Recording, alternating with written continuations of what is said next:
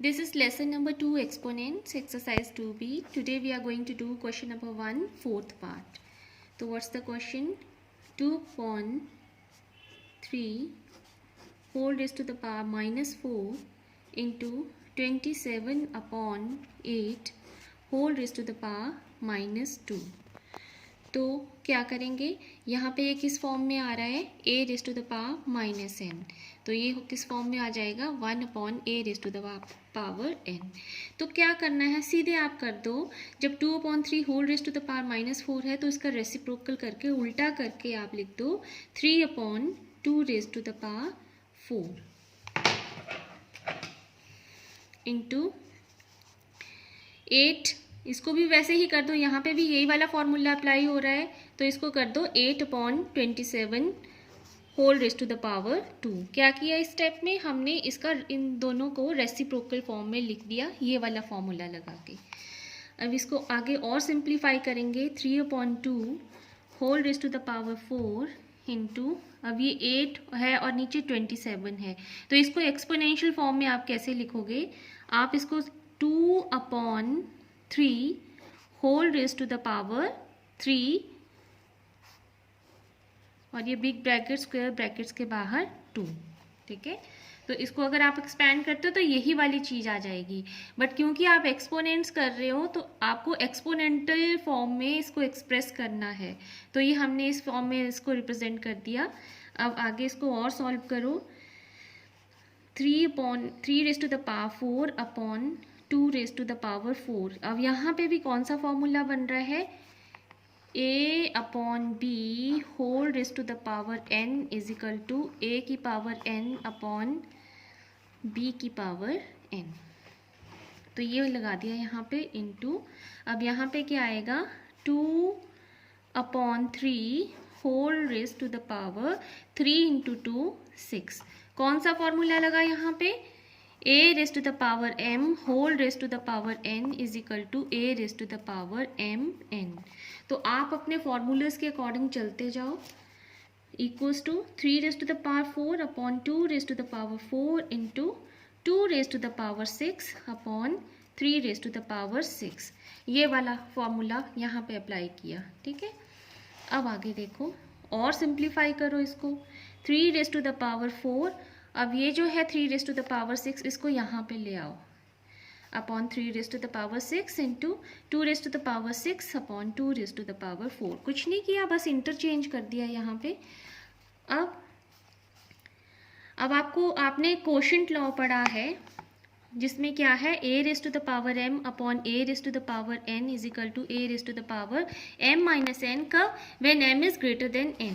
अब यहाँ पे क्या देख रहे हो, आपकी n जो है वो ग्रेटर है ना m से, तो आप m को नीचे को शिफ्ट कर दो, तो 1 upon 3 raise to the power 6 minus 4 into, और यहाँ पे m ग्रेटर है n से, तो छोटी चीज़ बड़ी चीज़ के पास मूव ऑन करेगी, तो ये आएगा 2 raise to the power 6 minus 4 equals to 1 upon 3 raise to the power 2 into 2 raise to the power 2. अब इसको एक्सपैंड कर दो, 1 अपॉन 3 3 ज़ा 9 इंटू 2 2 ज़ा 4, तो आपका आंसर क्या आया 4 upon 9. This is the solution of this part. Come to the next part, fifth. 56 upon 28 raised to the bracket power 0 divided by 2 upon 5 whole raised to the power 3 into 16 upon 25. तो आप यहाँ पे 56 upon 28 whole raised to the power 0 क्या आएगा 1. Reason, any non-zero number raised to the power 0 it is equal to 1. आगे divided by 2 की 3 upon 5 की 3. क्या फॉर्मूला लगाया, a अपॉन बी होल की power n is equal to a की power n upon b की पावर n इंटू, अब इसको भी आप एक्सपोनेंशियल फॉर्म में कैसे लिख सकते हो, 4 4 ज़ा 16 5 5 ज़ा 25. सॉरी, इसको 2 की फॉर्म में लिखना, इस फॉर्म में बनाने की कोशिश करनी है, तो किस फॉर्म में आएगा, 2 2 ज़ा 4 2 ज़ा 8 2 ज़ा 16, 2 की पावर 4 अपॉन 5 का स्क्वायर। क्लियर हो गया यहाँ तक?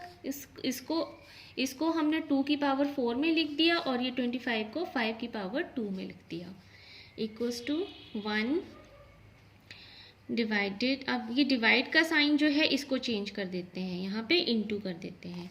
जब इंटू करेंगे तो ये वो हो जाएगा, ऊपर को चला जाएगा 5 का क्यूब अपॉन 2 का क्यूब इंटू 2 का 4 अपॉन 5 का स्क्वायर। अब जैसे हमने ये पिछले सम में यहाँ पे इंटरचेंज किए, वैसे ही यहाँ पे भी इंटरचेंज करते हैं, ये नीचे वाले।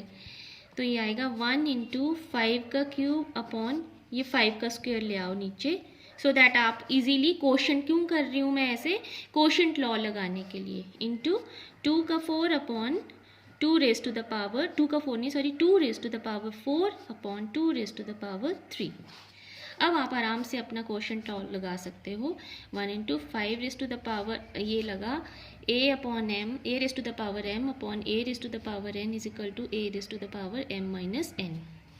3 बड़ा है 2 छोटा है, 3 को ऊपर ले जाओ तो 3 minus 2 into 2 raise to the power 4 minus 3, तो ये आया आपका 5 a की पावर बची इंटू यहाँ भी a की पावर बची, तो क्या आया आपका 10। ये आपका आंसर आ गया। Next question now 6th part. 12 raise to the power minus 2 into 3 raise to the power 3। तो क्या करेंगे इसमें, किस फॉर्म में है ये, a raise to the power minus n में है, तो आप इसको करोगे 1 upon a raise to the power n। तो ये क्या आया 1 upon 12 raise to the power 2 into 3 raise to the power 3। तो बहुत सिंपल सम है, ये आ गया 1 अपॉन 144 इंटू 3 3 ज़ा 9 3 ज़ा 27। तो क्या आया आपका 27 अपॉन 144। किससे कटता है ये अब, 9 से, 9 3 ज़ा 27, 9 1 ज़ा 9 और 9 6 ज़ा 54। तो ये आपका आ गया 3 अपॉन 16 आंसर। बहुत सिंपल सम था। Next sum 7th part. -5 whole raise to the power 4 into -5 whole raise to the power 6 divided -5 whole raise to the power 9। तो क्या करेंगे इसमें, -5 whole raise to the power 4 into, अब आप यहाँ पे देखो क्या हो रहा है, यहाँ पे बेसिस सिमिलर हैं तो पावर्स आपस में ऐड हो जाएंगी। तो ये हो जाएगा -5 whole raise to the power 4 plus 6 divided -5 raise to the power 9। हमने क्या फॉर्मूला लगाया, a raise to the power m into a raise to the power n, ये हमने लगाया प्रोडक्ट लॉ। तो ये आपका आ गया -5 रेज टू द पावर 10। अब डिवाइड है तो इसको आप into 1 upon -5 raise to the power n। क्या किया हमने, डिवाइड है तो अब मल्टीप्लाई करेंगे तो ये नीचे को चला जाएगा, तो ये आपका आ गया -5 raise to the power 10 upon -5 raise to the power 9। So now which formula is being applied here? Quotient law. A raised to the power m upon a raised to the power n is equal to a raised to the power m minus n. तो -5 raised to the power 10 minus 9 equals to -5. This is your answer. Now next question, 8th part. -1 upon 3 whole raised to the power 4 divided -1 upon 3 whole raised to the power 8 into -1 upon 3 whole raised to the power 5। तो ये सम भी इससे मिलता जुलता है। यहाँ पे पहले मल्टीप्लाई हो रहा था और डिवाइड हो रहा था, इस सम में पहले डिवाइड हो रहा है और फिर मल्टीप्लाई हो रहा है। तो हम एक इकट्ठा ही एक ही स्टेप में कर दें इसको, तो -1 अपॉन 3 क्या करेंगे हम, डिवाइड हो रहा है ना, तो डिवाइड में क्या करते हैं, माइनस करते हैं ना, तो 4 माइनस, और यहाँ पे क्या हो रहा है, यहाँ पे बेसिस सिमिलर है तो पावर्स क्या होंगी और प्रोडक्ट लॉ लग जाएगा यहाँ पे, तो क्या होगा, मल्टीप्लाई हो रहा है तो यहाँ पावर्स क्या हो जाएंगी, ऐड हो जाएंगी, 8 + 5। वंस अगेन मैं रिपीट करती हूँ, बेसिस सिमिलर है यहाँ पे, और आपका यहाँ पहले डिवाइड का साइन है, तो आप क्या करोगे, पहले यहाँ पे सब्ट्रैक्ट कर दोगे डिवाइड के लिए, फिर ये माइनस हो जाएगा, ठीक है। अब यहाँ पे देखो, यहाँ क्रॉस लगाया है ना, तो क्रॉस में अब क्या लगेगा, प्रोडक्ट लॉ लगेगा, ठीक है। प्रोडक्ट लॉ में क्या होता है, a की पावर m इंटू ये वाला a की पावर m इंटू a की power n is equal to a raise to the power m plus n। तो ये 8 + 5 आपस में ऐड हो गया। अब सीधे बॉड मास रूल से आप कर लो, -1/3 whole raise to the power, बॉड मास के अकॉर्डिंग पहले +4 + 5 9 में से 8 गए तो क्या बचा, 1। सो -1/3 is your answer. Now next, 9th part, 9 raised to the power 0 into 4 raised to the power -1 divided 2 raised to the power -4। तो यहाँ पे anything raised to the power 0 equals to 1, a raised to the power 0 1, ठीक है, into ये किस form में है, a raised to the power -n में है, तो 1/a raised to the power n, 1/4 आ गया, डिवाइडेड यहाँ पे भी उसी फॉर्म में है तो इसको नीचे को लाओ, 1/2 रेज टू द पावर 4। आगे और सिंप्लीफाई करो, 1 × 1/4। अब डिवाइड है, इसको मल्टीप्लाई कर दो तो 2 रेज टू द पावर 4, ठीक है।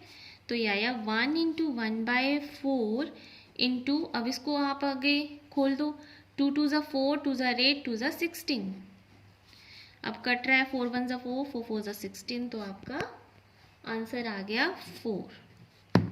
ये पार्ट भी सॉल्व हो गया।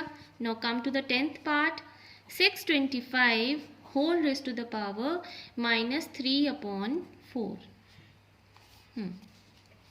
तो आप 625 को आप प्राइम फैक्टर भी निकाल सकते हो। अब now since you are in 8th class, तो आप इसको आसानी से वो भी कर सकते हो कि ये 5 के टेबल में 5 रेज टू द पावर 4 इस फॉर्म में आएगा। आप प्राइम फैक्टर्स निकाल के देख सकते हो, ठीक है। तो आप 5 की पावर 4 -3/4, ये मैंने क्यों किया, मैंने ये पावर लॉ लगाने के लिए इसको इस फॉर्म में कर दिया, ठीक है। अब हम सीधे सिंप्लीफाई करके पावर लॉ लगा देंगे, a raise to the power m whole raise to the power n is equal to a raise to the power mn। तो क्या आया, 5 raise to the power 4 into -3/4, 4 से 4 कट गया, आपका आया 5 रेज टू द पावर -3। अब यहाँ पे क्या लगेगा, किस फॉर्म में है, a raise to the power -n, तो ये होगा 1/5 raise to the power 3। Now you expand it, it will be 1/125। this is your answer। next part, 27/64 whole raise to the power -2/3। ये भी उसी फॉर्म में है, पर इसको थोड़ा सा आप एक्सपोनेंशियल फॉर्म में और सिंप्लीफाई करो तो आपको दिख रहा है ये 3/4 का होल क्यूब, 3 × 3 = 9, 3 × 27, 4 × 4 = 16, 4 × 64 बन गया ना ये इस फॉर्म में, और फिर ये स्क्वायर ब्रैकेट्स में और बाहर -2/3। अब ये बन गया, पावर लॉ बन गया। तो आप उसको करो आगे simplify, 3/4 whole raise to the power 3 into -2/3, 3 से 3 कट गया, आपका आया 3/4 whole raise to the power -2। Now this is in a raise to the power -n form, 1/a raise to the power n ऐसे करेंगे, तो आप उसको उल्टा करके लिख दो रेसिप्रोकल फॉर्म में, 4/3 whole raise to the power 2। अब इसको एक्सपैंड करो, 4 × 4 = 16, 3 × 3 = 9। नाउ ये क्या बन रहा है, इम्प्रॉपर फ्रैक्शन है, तो इसको 9 × 1 = 9 और यहाँ पे 7। This is your answer. Now next part, 1/32 whole raise to the power -2/5। अब इसको भी उस फॉर्म में करो, 1/2 रेज़ टू द पावर 5। 32 का आप प्राइम फैक्टर निकाल लो तो ये आपका आएगा 2 रेज़ टू द पावर 5 और होल की पावर -2/5। ठीक है, अब a raise to the power -n form में है तो इसको इस तरह से कर लो, 2 raise to the power 5 into 2/5। ठीक है, तो ये कट गया और 2 रेज़ टू द पावर 2 आया और ये आंसर आपका आ गया 4। This is all in this video. Now next video में हम बाकी क्वेश्चंस करेंगे। Thank you.